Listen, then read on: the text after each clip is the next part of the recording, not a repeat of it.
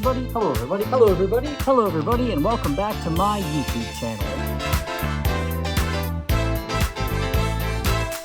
Hello everybody, and welcome back to my YouTube channel. If you like theory and furry content, as well as arts and crafts, you are in the right place. Make sure to leave a like on this video, and hit subscribe to my channel if you like this content. And without further ado, let's get into the video.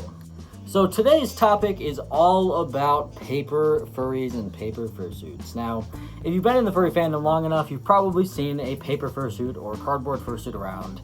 And you've probably had some feelings about it or seen people express their feelings about it in the comment sections of those videos. And I'm going to be talking all about the drama and the stuff that goes into the paper furry community because, believe it or not, it is crazy.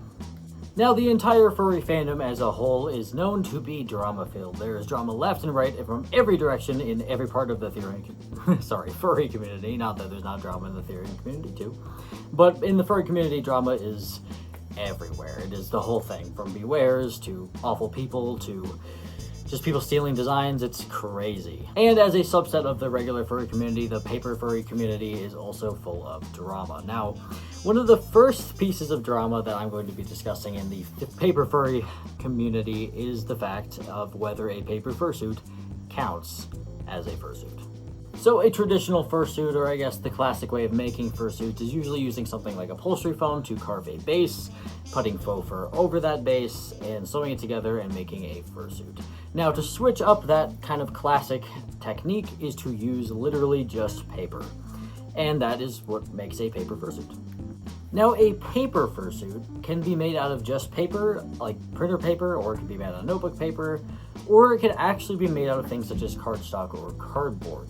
Now, I'm going to actually make a differentiation between paper fursuits and cardboard fursuits in this video specifically, because I personally think that if a mask is made out of cardboard or uses cardboard, regardless of it also using paper, it doesn't really count as a paper fursuit. Now, that is just my personal opinion, because technically, having made a paper fursuit, which I will insert an image of here, that means that I am a part of this. I am involved. And because I am involved, that is why I'm giving my opinion.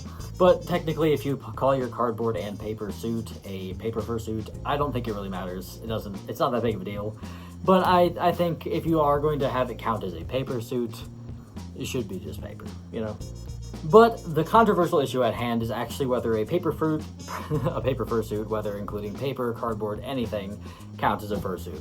And personally, I also think it does. Now, you might be wondering, well, why wouldn't it count as a fursuit? And then that would be because it is made out of paper. There are people out there who are like, you can't call that a fursuit because it is made out of paper. That's not furry, it doesn't have fur, that means it's not a fursuit. But technically, a fursuit doesn't have to have fur.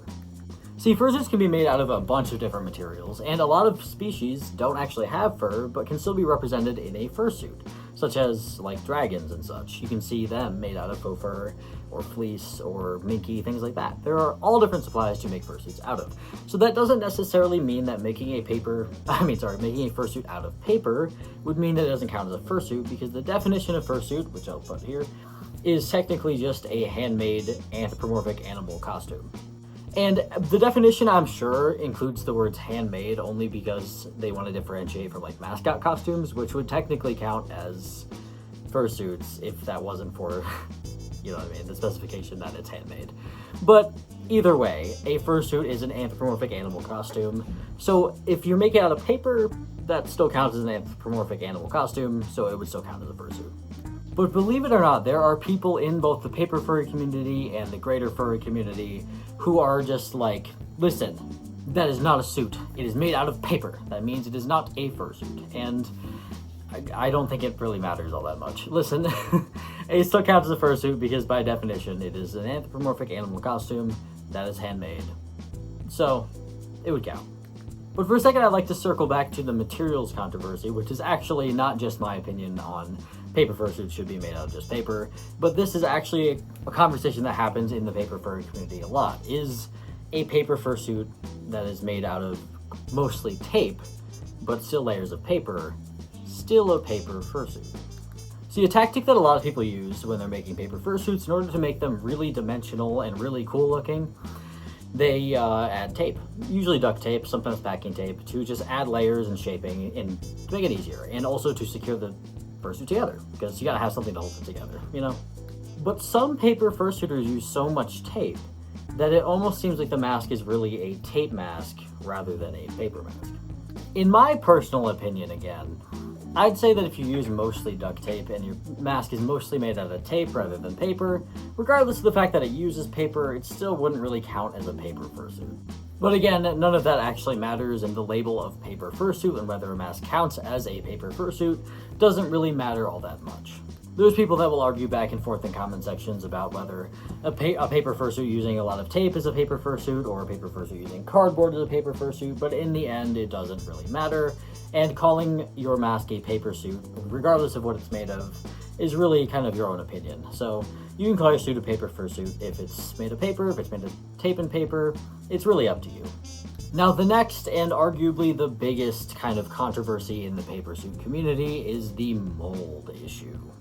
Now, I haven't made a long form on the mold issue, at least not in a long time, and I think it's important to kind of bring up. So first of all, I don't actually know where the origin of this whole mold situation came from. Now, the story is that if you have a paper fursuit or a cardboard suit and you wear it for any amount of time, it depends whoever's commenting it, but you wear it for this amount of time, it'll get mold and you will die. Now, can paper fursuits and duct tape fursuits and cardboard fursuits, can they grow mold? Yes. So can regular fursuits. Every single fursuit can grow mold if it is exposed to things that cause mold, such as moisture. If your fursuit, whether it's paper or otherwise, gets wet, there is a chance of it molding. Now, that depends on where it's kept, if it's in a well-ventilated area, whether it's in a place with a lot of sunlight. And the same thing is for paper and cardboard suits. If those suits never get wet, they probably will never mold. And the mold that would grow on them, despite popular belief, would most likely not kill you. The phrasing of this is so important because so many people will go in comment sections and they will say, "That'll mold you, this mold will kill you, you can't do that, it'll grow black mold." Guys, okay, if you're not doing anything to your paper suit that will not let it get wet, because just breathing on it is not going to cause it to mold. And I get people saying this, you know, it could. Yes, technically anything could happen, guys. But chances are, if you are just breathing in your suit, it is not going to mold. Now, sweating is another thing. If you are sweating, that is liquid, that is moisture, and if it gets on the paper, that could cause it to mold. It could, because it's moisture, right? But chances are you're not going to be sweating in your suit if you're not wearing it for long amounts of time, and wearing it for a 5-minute video or for a 10-minute walk around is not going to cause mold, and it's not going to kill you. As long as you take care of your suit, no matter what material it's made out of, it probably will not grow mold, and the mold that it would grow, if it technically happened to, probably would not kill you.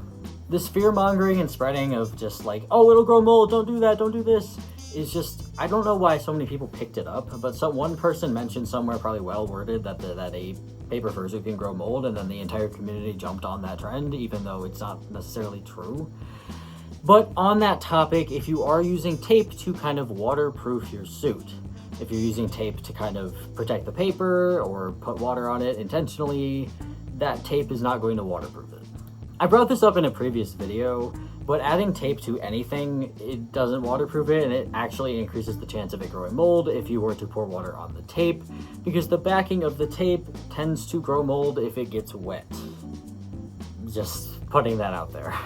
So even if you can't technically see the mold, if you did expose your paper suit to water, regardless of how much tape was on it, it's probably not best to wear it, and you should probably get rid of it because it is now technically a danger for mold.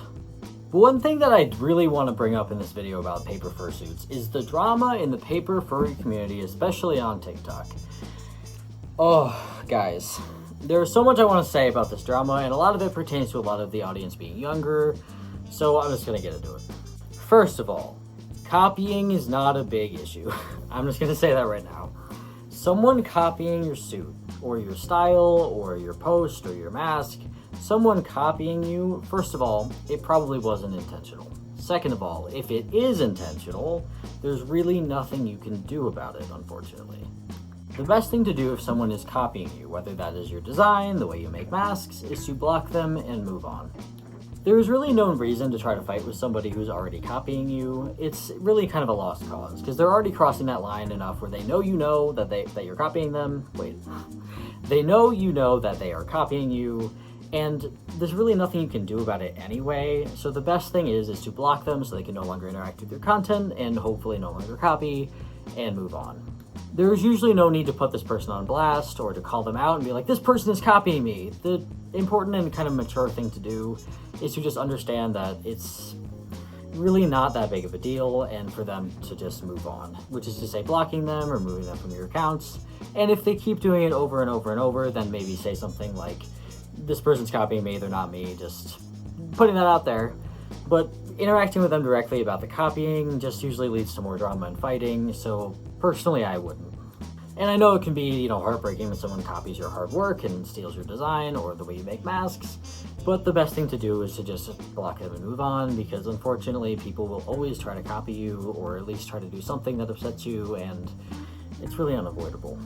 And on that topic is callouts. Now, it may seem appropriate to kind of call somebody out or make a post blasting them if they've done you wrong, and it doesn't really matter what they did wrong.